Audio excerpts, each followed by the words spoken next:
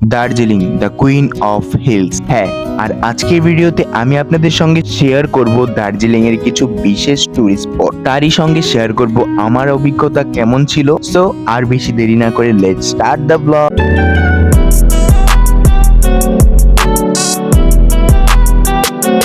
আমরা ঢাকা থেকে শ্যামলী বাস করে চলে যাই বুড়িমারি বর্ডার।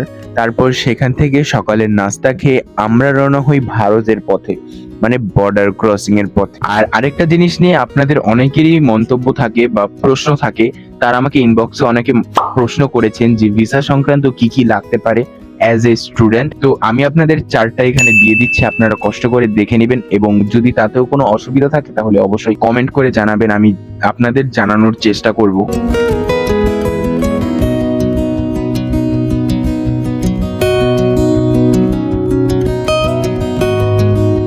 মেইনলি যাত্রাটা শুরু হয় আমাদের পরের দিন থেকে। আমরা প্রায় 7:30 নাগাদ গাড়ি বুক করে নেই। আমরা গাড়িটা নিয়েছিলাম মহানন্দা ব্রিজের কাছ থেকে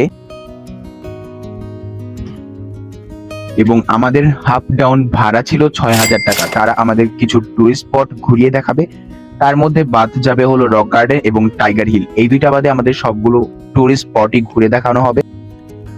তো আমরা এরই মাঝে যাত্রা বিরতি নিয়ে নিলাম। এর মাঝে আমরা চা খেলাম, রুটি সবজি এবং মোমো খেলাম। মোমোটা জাস্ট দারুণ ছিল।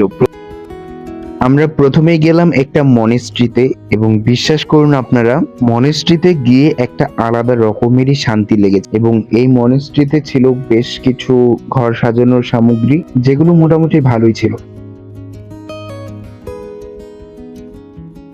তারপরে আমরা এখান থেকে গাড়িটা নিয়ে চলে গেলাম বাতাসিয়ালু এবং এখানে ফটো তোলার অনেকগুলো অপশন ছিল। আমি কিন্তু ভালো ছবি বেশ দুইটাই তুলেছি, তবে আপনারা এসে খুবই ভালো ভালো ছবি এখানে তুলতে পারবেন এবং এখান থেকে একটা শহর পুরো ভালোভাবে দেখা যাচ্ছিল।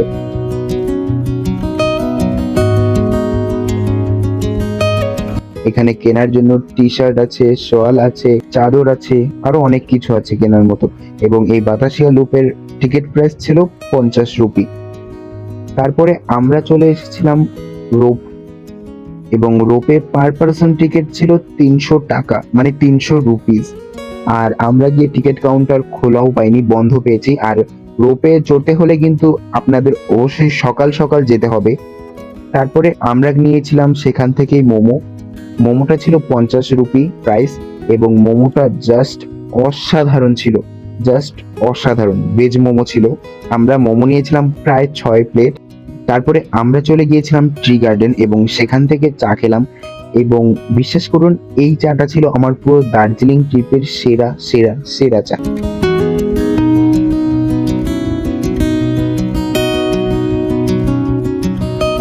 আপনারা চাইলে এখান থেকে চা কিনেও নিতে পারবেন, কিন্তু প্যাকেটের দাম কত ছিল তা আমি অলরেডি ভুলে গেছি। তারপরে আমরা গিয়েছিলাম হলো রামকৃষ্ণ মিশন, মানে ডক্টর নিবেদিতার বাড়ি।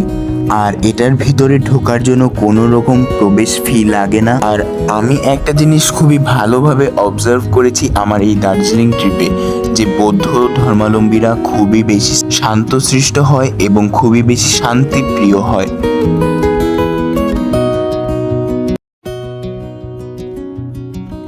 তারপরে আমরা গিয়েছিলাম Padmaja Naidu Himalayan zoological park. যদি স্পেলিংটা ভুল বলে থাকি ক্ষমার দৃষ্টিতে দেখবেন। সেই জুতে মেইনলি ছিল বিশেষ ধরনের কিছু প্রাণী, দেশি বিদেশি সব রকমের প্রাণী ছিল। সেখানে আমরা দেখেছিলাম রয়্যাল বেঙ্গল টাইগার থেকে শুরু করে বিশেষ বিশেষ কিছু প্রাণী, সেগুলোর নাম অনেকগুলোর নাম আমি জানি না। দেন এখানে ছিল বাচ্চাদের জন্য খুবই অ্যাডভেঞ্চারাস কিছু রাইড। হ্যাঁ, এটার জন্য টিকিট দিতে লাগতো, টিকিট ফি আছে।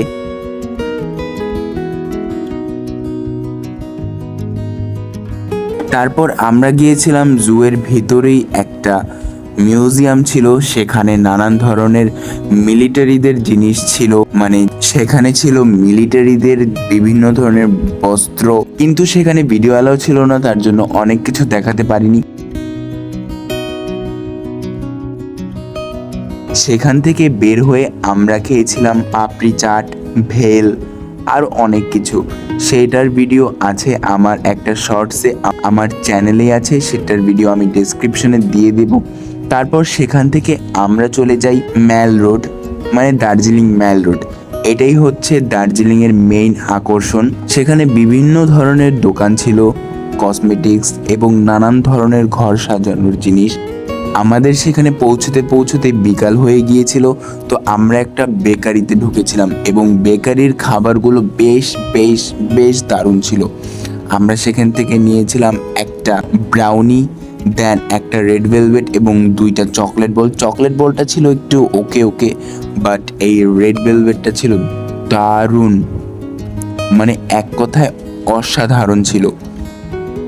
সেই বেকারিটার নাম হলো রাজু বেকারি এবং বেকারির যেই ওনার ছিল তার ব্যবহার খুবই বেশি ভালো ছিল এবং খুবই বেশি ফ্রেন্ডলি ছিল। বাট দার্জিলিংয়ের মেল রোডে গিয়ে আমার যেটা সবচেয়ে বেশি ইচ্ছা ছিল সেটাই আমার হয়নি পূরণ।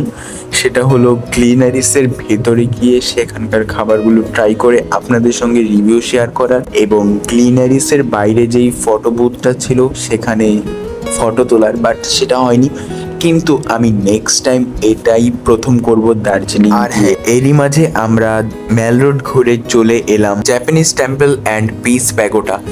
এখানে ঢোকার জন্য আপনাদের কোনো রকমের প্রবেশ ফি লাগবে না, এটা একদম ফ্রি। আর হ্যাঁ, এই জাপানিজ টেম্পল এবং পিস প্যাগোডার ভিতরে ঢুকলে আপনাদের একটা আলাদা রকমেরই অনুভূতি হবে, কারণ চারিপাশে খুবই বেশি পরিষ্কার এবং খুবই বেশি শান্তশিষ্ট। আর হ্যাঁ, উপর থেকে এই ভিউটা জাস্ট অসাধারণ ছিল। এটা আপনাদের বলে বোঝানো যাবে না বা এই ভিডিওতে বোঝানো যাবে না, কারণ নিজ চোখে দেখারটা অন্য লেভেলেরই সৌন্দর্য। আর হ্যাঁ, আমরা লাস্টলি টয় ট্রেন দেখে আমাদের এই যাত্রাটা সম্পূর্ণ করি। আর আপনাদের এই ভিডিওটা কেমন লাগলো অবশ্যই কমেন্ট করে জানাবেন এবং দার্জিলিং সম্পর্কে কোনো কিছু জানার থাকলে অবশ্যই আমাকে কমেন্ট করবে। আমি যতটুকু সম্ভব আপনাদের জানানোর চেষ্টা করব।